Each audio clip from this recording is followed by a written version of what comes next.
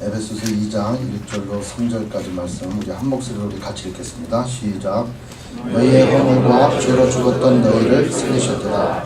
그때 너희가 그 가운데서 행하여 이 세상 풍속을 쫓고 공중의 권세 잡은 자를 따랐으니 곧 지금 불순종의 아들들 가운데서 역사는 열리라. 전에는 우리도 그 가운데서 우리 육체의 욕심을 따라 지내며 육체와 마음에 원하는 것을 하여 다른 이들과 같이 본질상 진노의 자녀이었더니. 아멘. 우리는 지난 시간까지 에베소서 1장을 상고하고 지난 시간에 2장 1절로 3절의 말씀을 오늘 말씀을 가지고 너 자신을 알라 이런 말씀을 서로 나눴습니다. 자기 자신을 아는 것이 얼마나 중요한지 그 말씀 갖고 우리가 나눴는데 여러분 이제 내가 누구인지 이렇게 잘 알게 됐나요? 네, 죄인입니다. 아멘. 두 분만 죄인인 것 같아요. 근데 늘 말씀드리지만 자기 자신을 진짜 잘 알아야 돼요. 근데 세상은 자기 자신에 대해서 절대로 죄인이라 얘기하지 않아요. 너는 가능성이 있고 너는 뭐든지 다 할 수가 있고 너는 이 세상에 넌 주인이야. 네 인생은 네 것이기 때문에 네 마음대로 할 수가 있어. 이런 생각을 준다는 거죠. 그러나 성경에서 얘기하는 내가 누구냐 나를 알아볼 때 나를 정확히 알 수가 있어요. 나도 나를 몰라. 그죠? 그래서 지난 시간에 뭐라 그랬어요? 내가 왜 이런지 몰라. 내가 나를 모르니까 내가 하는 일들이 뭐 하는지 모른단 말이에요. 근데 나를 정확히 하는 것은 하나님이 나를 정확히 아셔. 그래서 하나님께서는 너는 이런 사람이다 라고 성경에 이렇게 말씀을 주셨다는. 저는 오늘 이 죄에 대해서라는 이 말씀을 이렇게 묵상하면서 참 많은 그런 시간들을 가졌어요. 죄를 생각하면서 하나님 앞에 정말 엎드려 회개도 하고 그 죄가 얼마나 나에게 무거웠었던가를 다시 한번 기억하면서 하나님 앞에 감사가 더욱더 이렇게 넘치는 그런 시간을 가졌습니다. 그리고 지금 또 내가 죄악 가운데 살아가고 있구나. 사도 바울의 고백처럼 이 사망의 몸에서 누가 나를 이끌어주랴. 이런 고백이 안 나올 수가 없는 거예요. 근데 가만히 이렇게 생각을 해봤어요. 지금 살아가는 이 세상이 어떤 세상인가 생각을 해봤고 또 최근에 한 2-3년 동안 미전도 종교 개척 선교를 나가면서 왜 그들은 그렇게 우리가 전한 복음을 쉽게 받아들일 수 있었겠는가 이런 생각을 좀 해보게 됐어요. 해보니까 지금 미국에 살고 있고 한국에 살고 있고 우리가 생각할 때 자칭 선진국이다, 문화가 발달되어 있다, IT 강국이다 라고 하는 그 문명 가운데 살아가고 있는 우리가 예수 믿을 수 있는 그 확률과 그 다음에 전혀 문명 가운데 살아가지 아니하는 우리가 생각할 때 50년대, 60년대에 보다도 더 낙후된 그런 환경 가운데 살아가고 있는 그 사람들에게 가서 복음을 전할 때 받아들이는 그런 확률 어디가 더 예수를 잘 받아들일까 생각해보니까 당연히 그런 우리가 얘기하는 후진국, 낙후된 국가, 미전도 종족지역, 미개척 종족지역 이런 쪽에 있는 사람들이 오히려 복음을 잘 받아들인다라는 거죠. 저는 그 말씀을 또 다시 이렇게 생각하면서 위기감이 왔어요. 어떤 위기감이냐니까 예수를 믿는다고 하면서도 우리는 늘 죄악 가운데 살아가고 있구나. 성령으로 거듭났다고 하면서도 우리는 이 죄의 굴레에서 벗어나지 못하고 살아가고 있구나. 그러면서도 더 무서운 거는 죄가 죄인지도 모르고 살아가고 있다라고 하는 사실. 그리고 우리는 늘 좋은 말, 좋은 생각, 은혜 안에서 우리는 구원을 받았기 때문에 우리는 천국 갔기 때문에 나는 방언을 하기 때문에 나는 성령 충만하고 성령을 받았기 때문에 나는 죄하고 상관없어. 이런 생각이 나로 하여금 더욱더 하나님을 가까이 하지 못하고 하나님을 멀리하게 되어버릴 수밖에 없는 그런 환경에 처하게 만들어버렸다라는 것이죠. 여러분 한번 생각을 해보세요. 우리가 살아가는 이 환경에 딱 두 가지만 있는 게 아니에요. 예수 믿고 안 믿고만 있는 것이 아니고 또 기독교와 불교, 기독교와 무슨 뭐 천주교, 뭐 기독교와 다른 종교 이렇게만 구분되어져 있는 게 아니에요. 작년에 저도 뭐 라오스에 2번째 가봤지만 라오스 그 산족에 갔을 때 그들하고 접해 이렇게 볼 때 얘기해 보면은 그들은 자기들이 믿는 그런 신앙, 아주 뭐 불교이면서도 자기의 자라난 환경 가운데 만들어졌던 그런 샤머니즘이라든가 이런 거에 딱 두 가지예요. 그런 것들이 잘못되어 있고 얼마나 무지하고 하는 것에 대해서 설명을 하고 복음을 전할 때 그들은 쉽게 받아들일 수 있단 말이죠. 쉽게 하나님께 역사하시고. 근데 우리는 거기에 대해서 더 많은 이론과 사상과 체계들이 우리와 앞에 있다는 거예요. 그래서 사람들이 지금 죄를 짓고 있는 가운데 그 죄악들을 따져보면은 이로 상상할 수 없는 일들이 지금 벌어지고 있어요. 어제 우리 새벽기도에도 그런 말씀을 나눴지만 우리 여기에도 지금 기록이 아빠가 계시나 모르겠어요. 아이들과 와이프는 여기에 있고 그 다음에 아빠는 한국에서 이렇게 이제 물질을 보내주고. 그런데 한국에 있는 많은 기록이 아빠들이 재정적으로 굉장히 지금 어려움에 겪게 있고 또 재정적으로 넉넉하다 할지라도 그들의 삶의 형편이 굉장히 힘들다라는 거예요. 그래서 기록이 아빠를 이렇게 한 150명을 상대로 이렇게 설문조사를 다 해보고 체크해보니까 그 기록이 아빠의 그건 한 78% 그러니까 80% 가까이 되는 사람이 건강상에 다 문제가 있다는 거예요. 건강상에. 그리고 심각하게 건강을 해치고 있는 사람들이 거기에 숱하게 많고 한 30% 정도는 우울증에 걸려 있고 그 우울증에 걸려 있다는 사실조차도 자기가 얘기하지 못하고 있다라는 거예요. 그리고 뭐 월급도 많이 가지고 있어요. 그럼에도 불구하고 삶의 형편이 어려워서 영양적으로 심각하게 나쁘게 돼 있고 술도 더하고 담배도 더하고 악한 곳으로 더 많이 유혹되어 빠져 그렇게 생활하고 있다는 거예요. 가족이 떨어져 살아가고 있어요. 왜? 아이들의 공부를 위해서. 아이들의 공부를 위해서. 그것이 결국에는 자기 만족이 아니겠냐라는 거예요. 이런 것이 하나의 가치관이 돼서 그렇게 살아가고 있고 아이들도 그 공부를 위해서 대학을 가기 위해서 새벽 3시까지 공부하겠다는 거예요. 새벽 3시까지. 그러니까 그 아이를 라이드 해주러 아빠가 갔는데 새벽 3시에 아이들을 라이드 해주러 학원에 갔다는 거예요. 아빠는 퇴근해가지고 저녁 먹고 TV 보고 좀 쉬었다가 한숨 자고 그리고 새벽 2시 반에 일어나서 세수하고 그 차 끌고 가서 아이들을 데리고 왔단 말이죠. 근데 우리의 아이들은 어때요? 학교에서 파하고 바로 학원으로 가서 새벽 3시까지 끊임없이 공부해야 돼요. 그런 환경 가운데 우리 자녀들이 맡겨지고 살아가고 있어요. 그 자녀들에게 물어본단 말이죠. 너 어떻게 괜찮냐고. 그러니까 그 중학생 아이의 입에서 뭐라고 얘기가 나와? 아저씨 사는 게 뭔지 모르겠습니다. 이런 고백이 나온다는 거예요. 인생 70 살아도 사는 게 뭔지 모르겠다.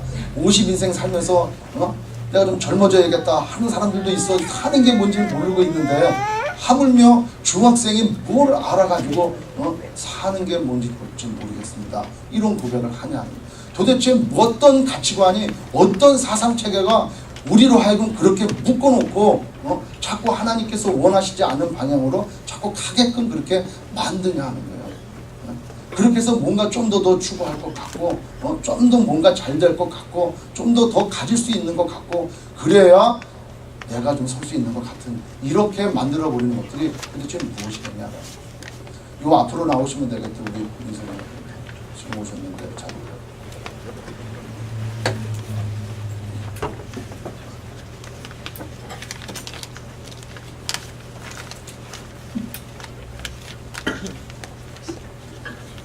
그러면서 최근에 우리가 이 말씀을 이렇게 묵상하고 상고하면서 우리 마음 가운데 늘 제 마음 가운데 가는 게 뭐냐면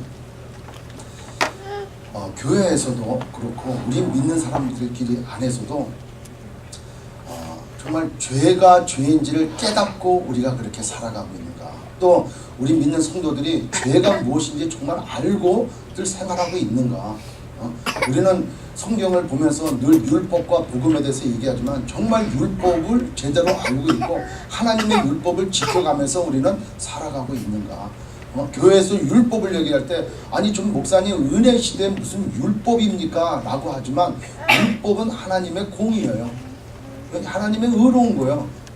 율법을 다 내가 지키지 않는 이상 하나님께로 갈 자가 없는 거예요.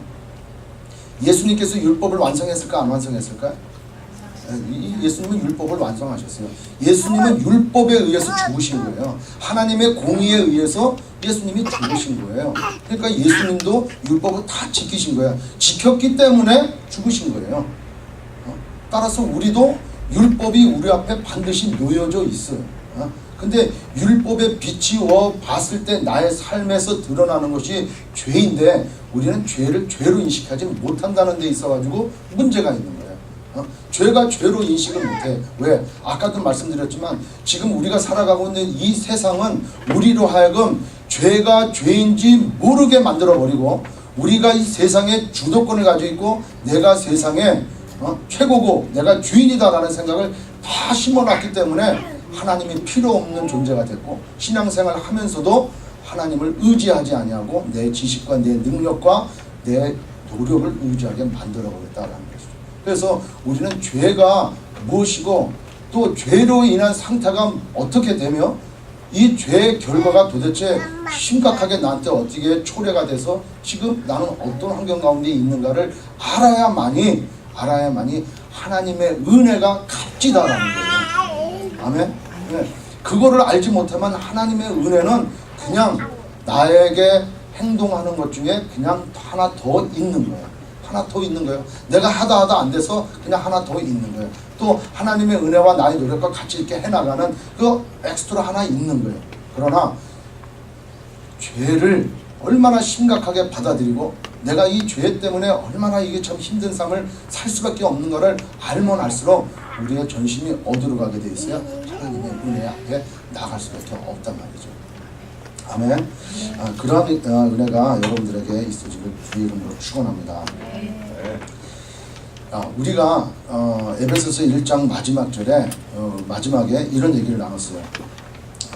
그 사도 바울이 에베소 교인들에게 기도하는 것 중에 세 가지가 있었죠. 너의 마음들을 밝히사 뭐라 그래서 세 가지가 그 부르심의 소망이 무엇이냐.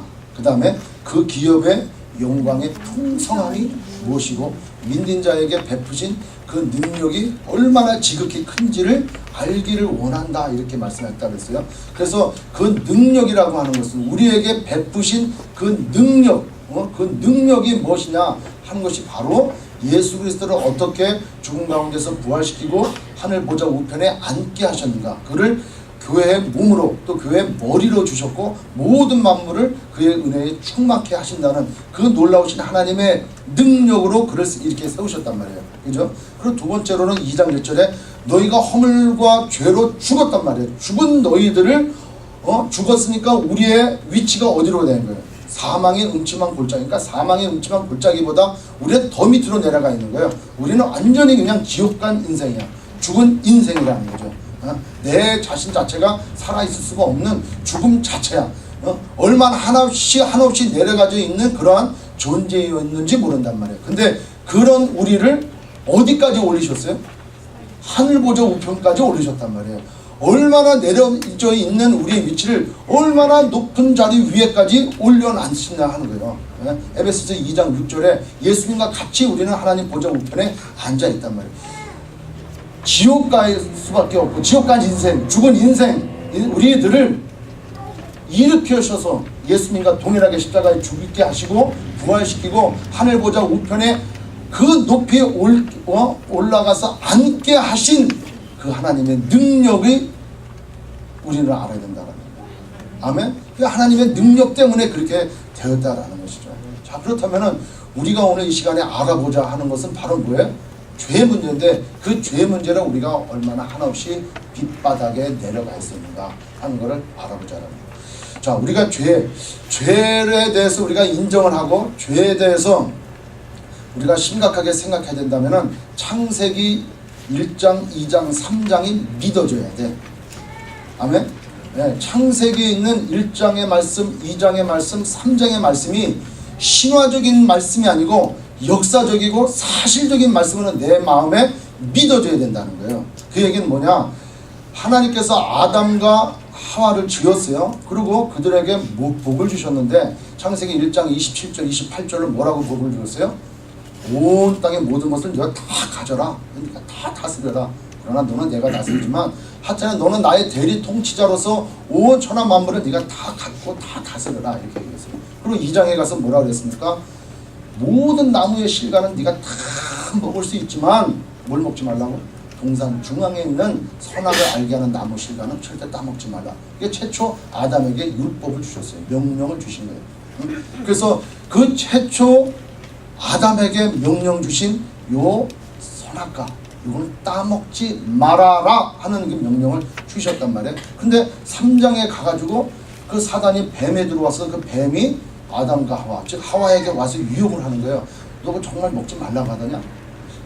근데 그거 먹으면 하나님이 우리 보고 죽을까 하노라 이렇게 말씀을 뭐 이렇게 하신 것 같다고 이렇게 얘기하니까 뱀이 더 확실하게 더 들이대죠. 계시가 돼가지고 더 강하게 얘기하는 거예요.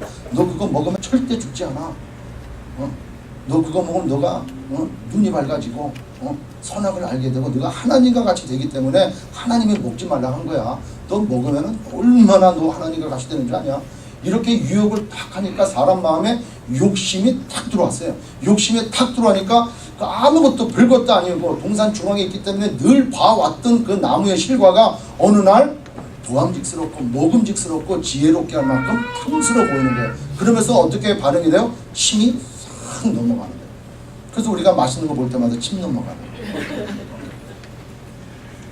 그래서 금요일 날 밤에 성령 집회만 끝나면 괜히 입안에 침이 돌아. 왜 돌아요?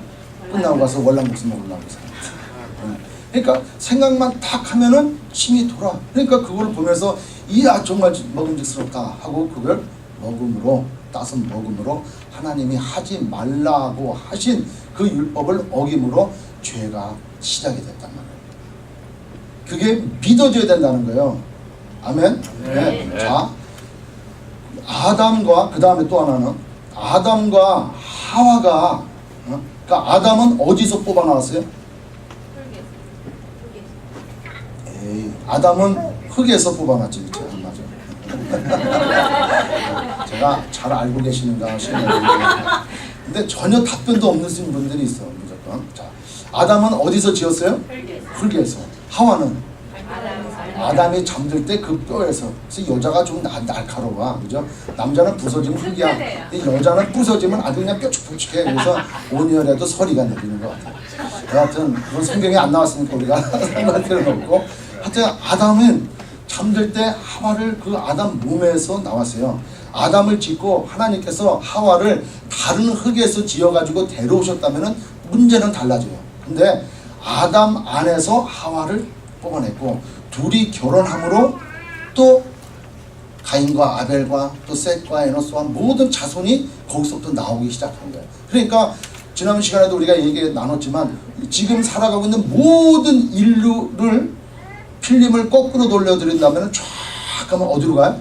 아담 몸 하나로 다 들어가는 거예요. 그러니까 아담은 인류의 대표가 되는 거예요. 대표가.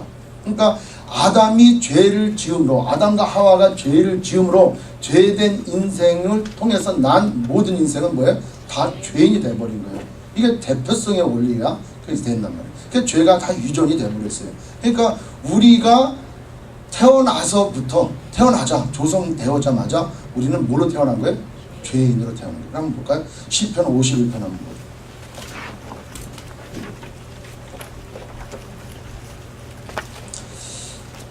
시편 51편 성경책 다 찾으시고 시편 51편 5절에 뭐라고 되어 있습니까? 우리 다 같이 함께 읽겠습니다. 시작. 내가 죄악 중에 출생하였으니요 모친이 죄 중에 나를 잉태하였나이다. 내가 어떨 때 출생했다고 그래요? 죄악 중에 출생하였고 모친이 죄 중에 나를 잉태했다. 태어나서부터 나는 죄란 말이야.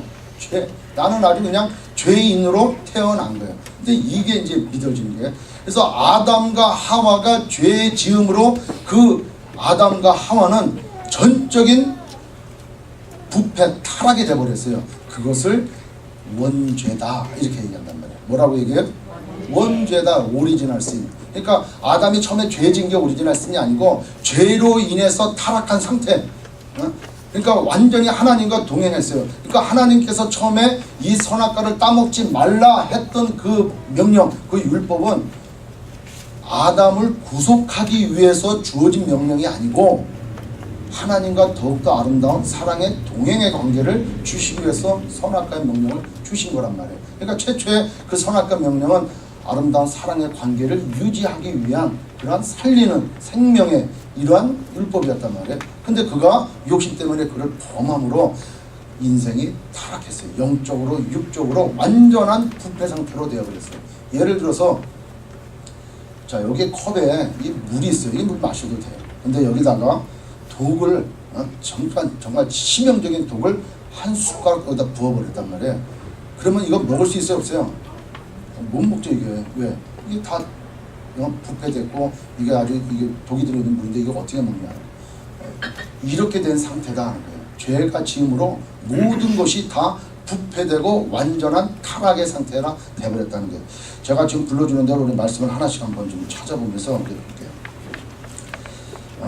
로마서 5장 12절 한번 찾아봅니다. 집사님 이거 비추지 마시고 우리 한번 찾아볼게요. 로마서 5장 12절. 이 찾아야 맺게 돼요. 로마서 5장 12절. 자, 우리 다 같이 읽습니다. 시작. 이러므로 한 사람이 말미암아 죄가 세상에 들어오고 죄로 말미암아 사망이 왔나니 이와 같이 모든 사람이 죄를 지었으므로 사망이 모든 사람에게 이르렀느니라. 자, 이러므로 한 사람으로 말미암아, 그 한 사람이 누구예요? 아담이 그렇게 죄 지음으로 죄가 들어왔어요.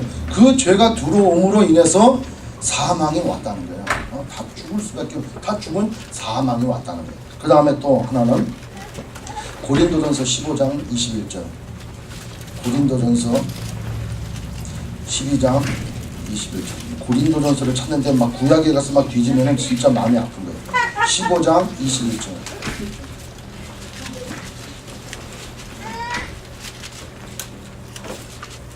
성경책 안 가져오고 아이폰 가져오신 분들은 아이폰을 빨리빨리 찾아야 돼요. 그리고 다음부터는 꼭 성경책을 갖고 다니시고. 자, 15장, 고린도전서 15장 21절 시작.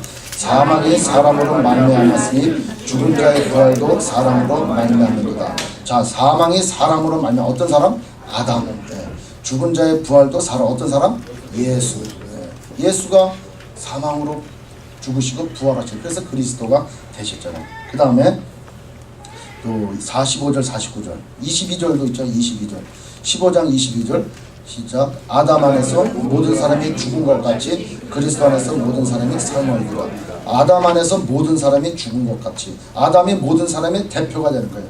그로 말미암아 그가 타락하고 부패가 됐고 그 부패도 완전한 부패, 조금 한 부분만 부패가 된 것이 아니고 완전 타락, 완전 부패가 되기 때문에 소망이 없는 그런 걸 되었다는 거예요. 그러니까 그 한 사람으로 인해서 그랬다는 거죠. 자, 그 다음에 45절 15장 45절 뭐라고 그래요? 기록된 바 첫사람 아담은 생명이 되었다는 것 같이 마지막 아담은 살려주는 영이 되었다니. 49절 우리가 흙에 속한 자의 형상을 입은 것 같이 또한 하늘에 속한 자의 형상을 입으리라. 우리가 흙에 속한 자는 게 아담. 아담의 죄로 인해서 우리 모두가 다 죄 지은 바 돼. 그래서 사망에 이르게 되었다라는 거예요. 이게 바로 무슨 죄? 원죄다 하는 거예요. 자, 그래서 제가 여러분들에게 나눠진 거기 인문에 보면은 죄 종류가 뭐라 그랬어요? 원죄가 있고 성품죄가 있고 자범죄가 있다 그랬어요. 근데 이걸 죄를 그렇게 그냥 구분하고 그렇지만 실제적인 죄는 그 원죄, 그 완전 타락한 그 죄, 그리고 나서 그로 말미암아 죄 지을 생각만 하고 그 다음에 실제적인 죄를 짓게 된다는 거예요. 이걸 나누니까 죄 지을 생각을 한다? 그게 뭐예요? 성품죄. 왜? 죄 지었기 때문에 죄인이 아니야. 예? 인생은 죄를 졌기 때문에 죄인이 아니고 죄인이기 때문에 죄를 짓게 된다는 거예요. 이해가 되시죠? 그래서 성경은 너가 죄인으로 태어났어. 아까 10편 51편의 5절에 말씀하신 것처럼 내가 죄 중에 태어났어요. 어머니 그 죄 중에 잉태되어서 나왔단 말이에요. 그러니까 죄인으로 태어났기 때문에 나는 죄를 지을 수밖에 없다는 거예요. 그게 성품죄요. 그게 자범죄라는 거예요. 그 한번 말씀해 둔 거를 우리가 한번 보죠. 자,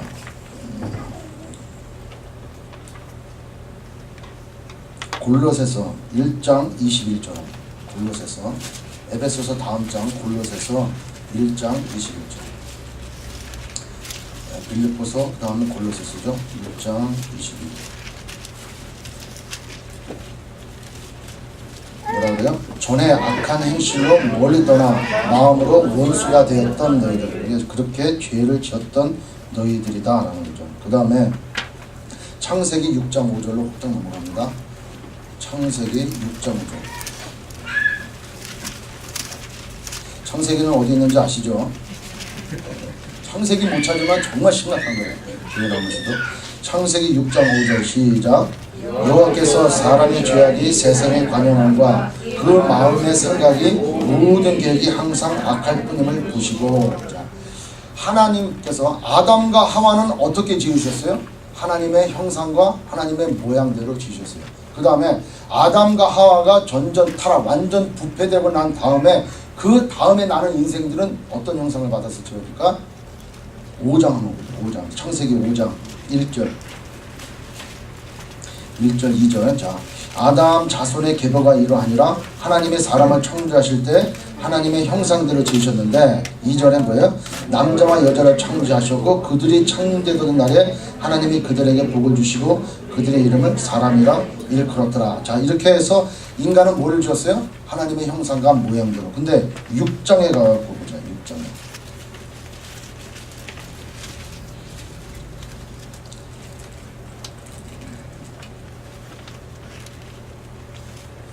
자, 사람이 땅 6장이 아니고 제가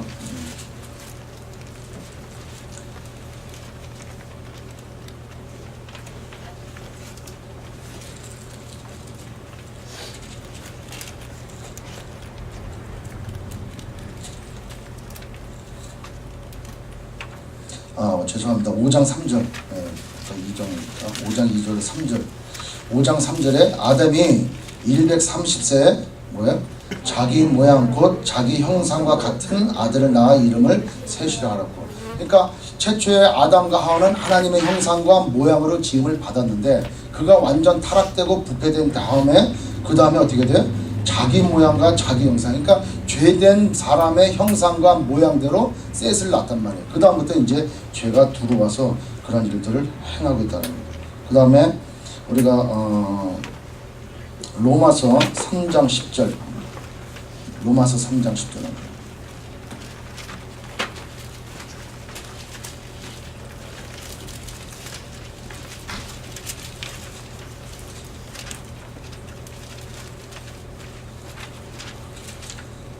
로마서 3장 10절부터 12절까지 메시지를 같이 한번 읽겠습니다. 시작. 기록된 바 의인은 없나니 하나도 없으며 깨닫는 자도 없고 하나님을 찾는 자도 없고 다 치우쳐 한 가지로 무익하게 되고 선을 행하는 자는 없나니 하나도 없도다. 그러니까 아담 이후에 태어난 모든 사람은 그렇게 죄를 지을 수밖에 없고 또 죄인 가운데 죄악 가운데 살았다라는 거예요. 그러고 나서 이제 실제적인 자기의 죄들이 나와요. 아까 얘기했잖아요. 성품죄로 인해, 그러니까 원죄로 인해 가지고 사람이 완전 타락이 됐고 그 성품죄로 인해 가지고 그 자손들은 다 방금 성경 말씀 찾아본 것처럼 아담의 대표성 때문에 모든 자손들이 죄를 짓고 죄인 가운데 태어날 수밖에 없단 말이에요. 그러니까 사람들이 생각하고 계획하는 모든 것들이 다 악할 수밖에 없다는 거예요. 이번에는 이제 야고보서로 한번 가볼게요. 야고보서 1장 14절 15절.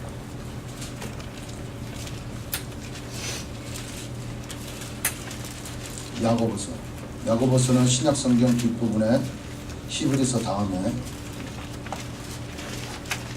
야고보서 1장 14, 15절 같이 읽습니다. 시작. 오직 각 사람이 시험을 받는 것은 자기 욕심에 끌려 미혹됨이니 욕심이 잉태한 즉 죄를 낳고 죄가 장성한 즉 사망을 낳느니라. 오직 각 사람이 시험을 받는 것은 뭐 때문에요?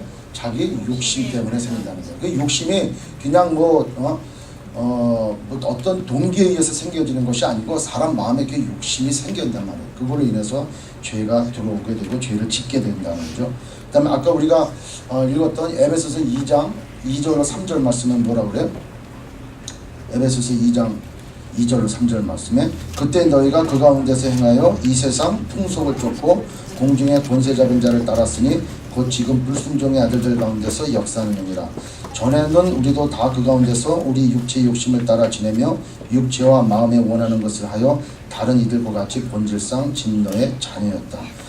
그 다음에 마태복음 15장 19절. 마태복음 15장 19절. 저도 막 안 써왔고 써왔지만 읽지 않고 그냥 찾아왔지. 15장 19절. 마태복음 15장 19절. 시작. 마음에서 나오는 것은 악한 생각과 살인과 간음과 음란과 도적질과 거짓증과 회방이니. 어저께 이렇게 뉴스에 보니까 플로리다 템파에 살인 사건이 이렇게 10명을 누가 연쇄 살인한 모양이에요. 근데 그분이 중학교 교장 선생님 출신이라는 거예요. 그러니까 선한 사람이 없는 거예요. 그러니까 마음이 다 악해 있어. 뭔지 모르지만 세상의 여러 각도로 인해서 사람이 그렇게 황폐해지고 타락해지고 하고 죄성들이 다 드러나요. 우리가 믿는다고 거룩하다고 하면서 옆에 가서 살살 찔러보고 약 올려봐. 열 받아요. 그래서 목사님은 절대로 열 안 받을 것 같아가지고 늘 저를 시험하시는 분이 한두 분이 계셔요. 내가 누구라고 공개적으로 얘기를 안 했는데 목사님은 뭐 절대 화 안 내겠지. 연모 집사람으로 얘기는 못하겠지만 하나님을 하나님 안에서 우리 목사님은 아주 말씀 전하고 기도하시고 그러기 때문에 절대 화도 안 내고 그냥 늘 날마다 거룩하겠지. 근데 절대 그렇지 않아요. 이거 화를 낸단 말이에요. 그러니까 의인은 없나니 하나도 없는 거예요. 그러니까 자, 이 두 가지 모델을 제시하는데 그렇다면은 우리가 그런 죄악 중에 다 죽을 수밖에 없는 그런 사망과 허물로 우리는 다 죽은 인생이에요. 그런데 우리가 예수를 믿게 됨으로 우리가 거듭났어요. 성령을 받아서 거듭 태어났어요. 그러니까 거듭 태어난 나의 인생도 죄를 지을까 안 지을까요? 죄를 짓죠. 자, 이걸 도표로 보면은 자, 하나님께서 아담과 하와를 칠 때 최초의 죄가 없었잖아요. 그죠? 그러니까 그들의 마음의 중심은 누굴 향하고 있어요? 하나님을 향하고 있어요. 그리고 그가 그 마음의 중심을 가지고 행동하는 것은 선한 일들이야.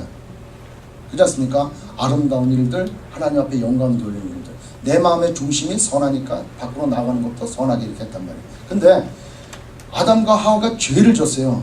죄를 지으니까 내 마음이 뭐가 된 거야? 부패가 됐잖아요. 내 영이 타락해되고 부패가 됐어요. 그러니까 내 마음과 생각은 부패되어 있지만 내 외적으로 드러나는 것은 착한 행실도 있다는 거예요. 이해가 되세요? 왜 그렇게 살아왔으니까. 그러니까 내 마음은 부패되고 타락해 있지만 아담이 그 마음이 타락돼 있어. 죽은 인생이야. 하나님과 관계가 끝났고 단절이 됐지만 그러나 그가 살아왔던 그러한 품성, 본성이 있기 때문에 그가 착한 행실을 또 한단 말이에요. 이해가 되죠? 자, 근데 그러다가 우리가 예수를 믿고 거듭 태어나서 중생이 됐어요. 그래서 부패되어 있는 내 마음에 예수님께서 십자가에 달려 돌아가심으로 내 죄값이 다 갚아졌어요. 그래서 내가 의롭게 됐단 말이에요. 그럼 내 마음의 중심이 뭐가 됐어요? 하나님을 향하는 그런 마음이 됐잖아요. 그러니까 내 마음이 회복이 된 거예요. 마음의 중심이. 그러나 내 겉에 실제적인 건 뭐예요?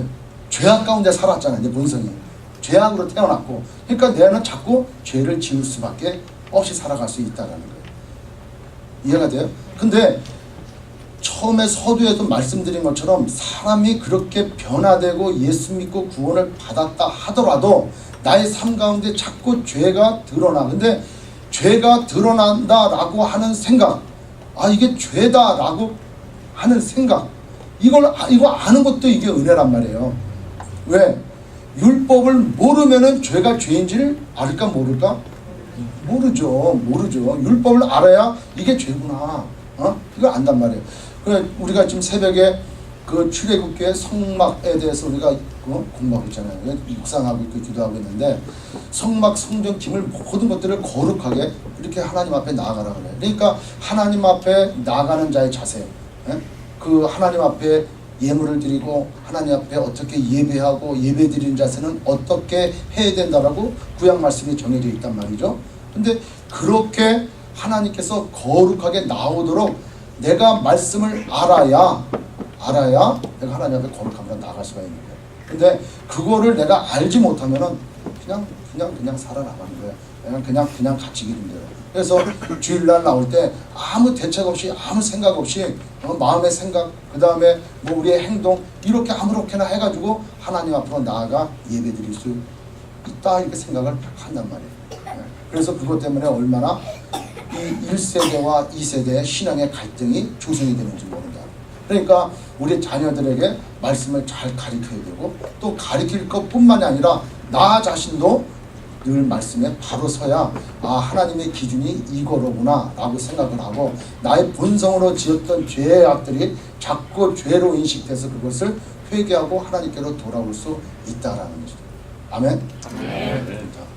그 다음에 오늘 시간이 또 언제까지 제가 이걸 끝날지 모르지만 여하튼 근데 우리 마음 가운데 자 우리가 원죄와 성품죄 자본죄 이거 구분했지만 여하튼 그 전적 타락된 우리의 그 죄악은 이 자손대대로 다 내려가서 모두가 다 죄를 짓는단 말이에요. 놔두세요. 이러다가 울면은 다 끝나. 놔두시는 거 괜찮아요. 이쁘네. 원죄를 보는 것 같습니다. 그러니까 우리가 다 이렇게 죄악 가운데 살아가고 그 죄가 다 이렇게 자손대대로 전가돼서 우리 모두는 죄악 가운데 태어나요. 그래서 죄악 가운데 태어난 사람은 하나님을 알 수 있어요, 없어요? 하나님을 알 수가 없는 거예요. 그러니까 자기가 죄를 짓는 거예요. 그래서 세상 사람들이 우리 예수 믿는 사람들 기독교를 보고 한없이 욕을 하고 비판을 하고 해도 우리는 이해가 가요. 그걸 보고 지들이 뭘 한다고 우리 교회가 이게 되지 않는 거예요. 이해가 될 수가 없어요.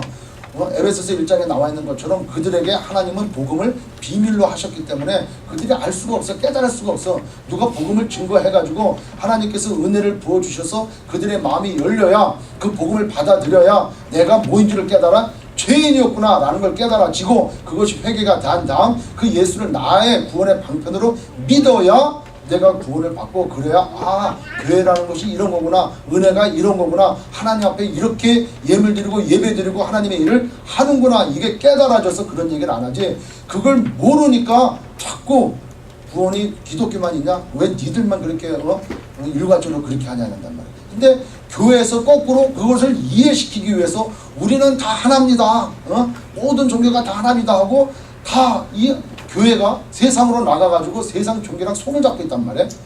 지금 시대는. 그러니까 뭐가 뭔지 모르고 지금 교회에서도 이렇게 한단 말이에요. 그런 교회가 일부 있단 말이에요. 그리고 지금 시대는 율법도 모르고 그 다음에 어떤 이 세상의 공중권세 잡은 자가 우리를 얼마나 유혹하고 우리를 얼마나 죄성을 다시 불러일으키는지를 우리가 알지 못하고 깨닫지 못하니까 얼마나 많은 사상과 그런 이단과 그런 것들이 우리 주변에 널려져 있다는 거예요. 그래서 제가 이거 준비하면서도 많은 집사님들하고 그런 얘기했어요. 어제도 그냥 저 은혜교회 행사가 있어가지고 가서 예배 인도하고 이렇게 또 이렇게 왔지만 가서도 다 장로님들하고 그런 말씀했어요.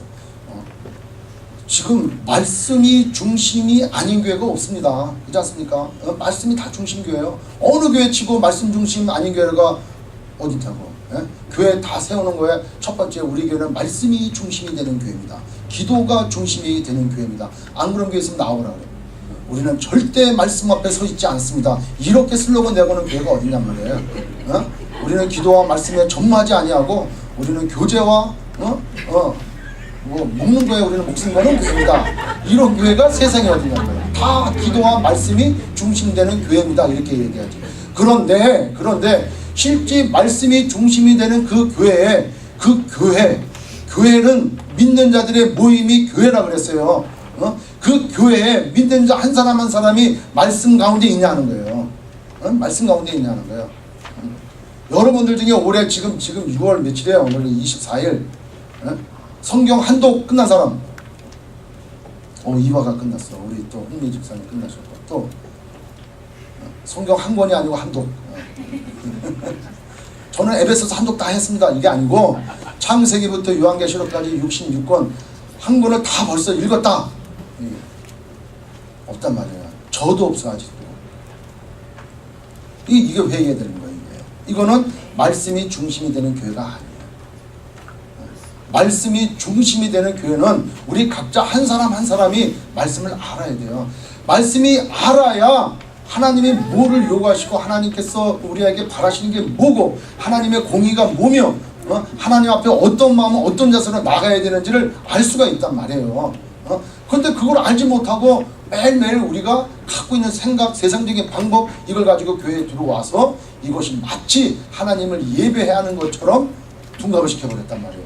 그러니까 예배는 누구 중심? 하나님 중심이 되는 거예요. 그런데 예배를 우리 중심으로 드리고 있단 말이죠.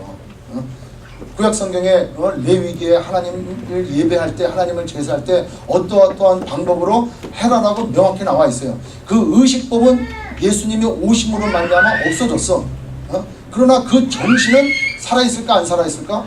그 살아있단 말이에요. 그 정신은 하나님이 거룩하니까 우리가 예배드릴 때 그 거룩함으로 나가야 돼. 그러니까 하나님께서는 그 거룩함으로 나갈 때 어떤 식으로 얘기하래?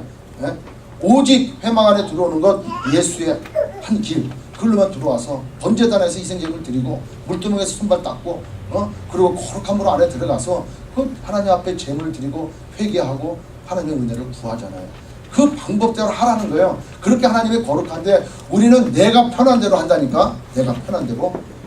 아이고 이렇게 하면 되겠지 뭐. 아이 목사님 주일날 우리 좀 놀러도 가고 그러니까 우리 한 수요일날로 주일날 잡아가지고 수요일날 예배를 드리고 주일날 그냥 토요일 월요일에 엮어가지고 샥 놀러가면 얼마나 좋겠습니까?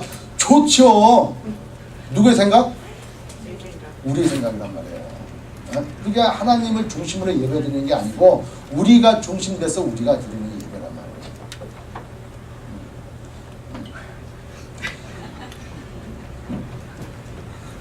근데 사람들이 율법 얘기하면은 자꾸 뭐라 그래? 아 목사님이 율법을 통해서 우리를 묶어 놓으려고 그런다 이렇게 얘기한단 말이에요. 율법을 통해서 우리를 묶어 놓으려고 하고 사람들을 아주 그냥 뭐 율법에 아주 묶어가지고 숨도 못 쉬게 이렇게 하려고 그런다. 그게 아니고 율법을 알아야 은혜를 알 수 있단 말이에요. 율법을 알아야 나는 죽을 수밖에 없구나. 그래서 나는 자꾸 십자가로 나갈 수밖에 없단 말이에요. 율법을 모르면은 십자가로 안 나가. 은혜가 필요 없어요. 내가 다 할 수 있으니까 율법을 알아야 된단 말이에요. 그래서 자꾸 말씀을 읽어야 되고 율법이 뭔지를 배워야 되고 성경에서 말씀하시는 하나님의 의의가 뭔지를 자꾸 배우고 알아야 할 수 있다는 거예요. 그래서 세상 사람들은 우리가 죄를 예수를 믿음으로 다 사함받았기 때문에 우리는 이제 죄가 없다. 그리고 하나님의 이제 은혜만 있다. 하나님의 은혜가 있기 때문에 우리는 율법에 묶여있지 아니하고 그냥 자유함으로 다 하는 거야. 이건 아닌 거예요. 이거는 우리로 하여금 더 죄악 가운데 빠지게 하는 그런 우리에게 유혹해 주는 것밖에 안 된다. 또 사도 바울이 고백하는 것처럼 내 안에 두 영이 있어서 하나는 육신으로는 세상을, 마음으로는 하나님의 법을 따른다고. 그러니까 나는 책임 없어. 나는 예수 믿었으니까 나는 책임 없고 그냥 내 안에 있는 것, 나 말고 나 다른 것이 자꾸 죄를 짓게 하는 거니까 그건 하나님께서 하신 거지 내가 아니야 해서 나의 책임을 하나님께로 돌려버린다거나 나는 그렇지 않다. 예수 믿었으니까 나는 그냥 구원받는다. 이렇게 무율법주의로 또 빠지는 경우도 있다는 말이죠. 따라서 예수를 믿고 중생함을 얻고 구원을 받아도 죄는 질 수 있다. 따라서 우리는 늘 말씀 가운데 살고 하나님의 의가 무엇인지를 깨달아서 하나님 앞으로 날마다 나와 우리의 죄를 회개하고 다시 한번 하나님 앞에 거룩함으로 자꾸 성장해 나아가는 그런 우리의 신앙생활이 돼야 된다는 것이죠. 따라서 율법은 필요 없는 게 아니고 은혜가 있기에 율법이 더 있고 또 율법이 있기에 은혜가 있는 거예요. 그래서 그거는 잘 공존하고 서로 보완되는 그런 관계다라는 것이죠. 아멘. 율법에 대한 얘기는 우리가 다음 시간에 우리 한번 다시 나누도록 하겠습니다. 오늘 그 죄에 대해서 얘기했는데 죄에 대해서 여러분들이 이제 그냥 인지만 했을 거예요. 이거 원죄가 그런 거였구나. 그래서 우리가 이렇게 부패가 되어 있고 그걸로 인해서 실제적인 다 죄를 짓게 되는구나. 근데 저는 여러분들에게 다시 한번 강조하고 싶은 것은 그 죄로 우리는 사망이었다 하는 거예요. 로마서 6장 23절 뭐야? 죄의 삭은 사망이다. 의인은 없나니 하나도 없다. 우리는 그러한 죽음 가운데 사망 선고를 받은 가운데 우리는 살았다가 우리가 하나님의 그 놀라우신 능력으로 오늘 아까 지난번에 우리가 했던 거 에베소서 2장 4절 영어 성경으로 2장 4절 첫 단어 뭐라 그랬어요? 첫 단어로 밭. 국물이 아니고 뭐예요? 밭. 그러나 그 그러나 은혜가 있는 거예요. 그러나 무슨 은혜? 그러나 그러니까 우리가 죄악, 사망, 죽었어. 그러나 이게 우리를 살린 거예요. 그 그러나가 바로 하나님의 능력이다라는 거예요. 그걸 알을 때 우리의 삶이 얼마나 하나님 앞에 감사하고 얼마나 우리가 은혜를 붙들어야 되고 하나님 앞에 더 나아가야 되는지.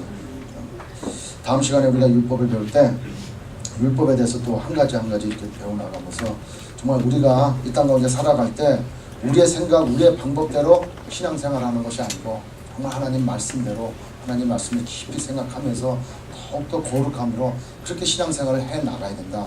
그래서 우리의 신앙생활이 자꾸 옛날로 돌아가고 지금의 가치관이 많고 뭐 세상의 방법들이 많고 우리를 유혹하는 것들이 얼마나 많냔 말이에요. 그러니까 진리가 자꾸 가려져. 이럴 때일수록 말씀으로 자꾸 읽고 돌아가고 율법을 알아야 하나님께로 나아갈 수 있다. 그러는 은혜가 있으시길 주의 이름으로 축원합니다.